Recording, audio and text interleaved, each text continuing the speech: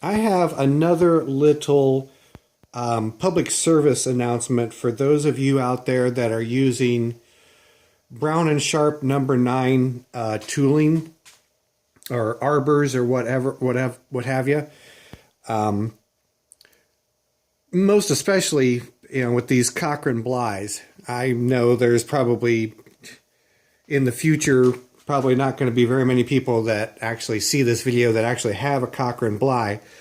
But at any rate, it might possibly apply to other rare machines or oddball machines that use the Brown and Sharp number 9. When I first got the mill, it came to me with just a half-inch 13 piece of all thread being used as the drawbar on this thing. And I really didn't have a whole lot of trouble at first getting any of my tooling back out of the machine. But as I started using things that had a lot more surface area engaging on the taper in it, I started having more and more trouble getting these to release from the spindle of the machine. And I wound up getting a text message from a buddy of mine who also has one of these Cochrane Blyes, who apparently had some sort of serious problem with one of them that he was trying to remove. So after that, I wound up making a more closer to correct drawbar for my mill. And it was doing well at first, but then it started sticking more, especially with the shell mill cutter that I've got in the mill right now. I've got the actual cutter itself off of the arbor, but I reinstalled the arbor itself just so I could demonstrate this little technique that I came up with. So basically right now what I've got is the arbor is in the mill, and I've got a half-inch 13 thread bolt threaded up in the bottom of it. It dawned on me this morning, all I needed was just a little bit of extra downforce on the bottom side of these arbors or cutters or what have you that I wind up using. So what I did is I've threaded in a half-inch 13 bolt, like I said,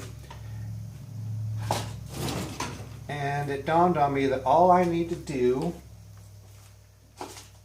is tighten this up in the vise, this bolt, and then just put a little bit of downforce.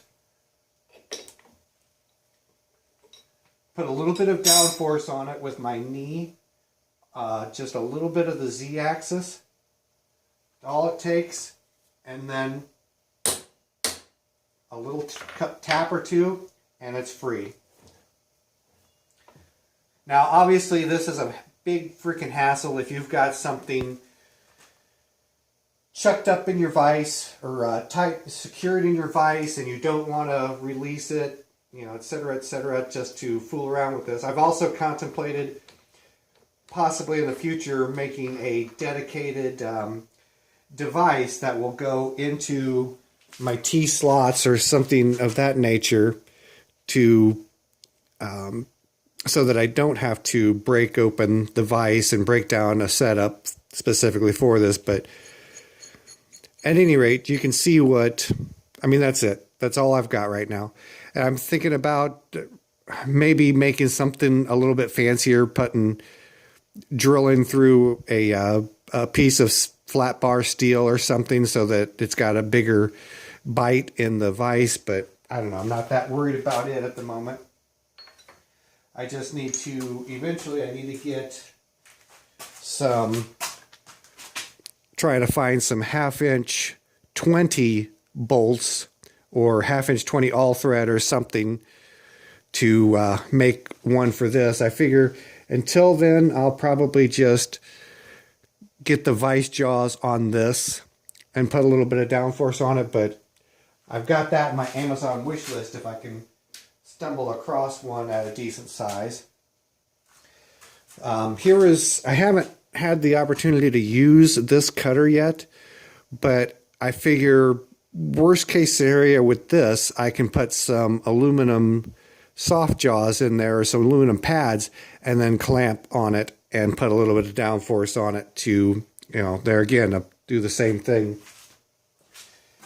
Just anything to produce, I don't know, 100 pounds of downforce, because, I mean, let's face it, there's a lot of weight in the knee on this machine, let alone just one of my vices, so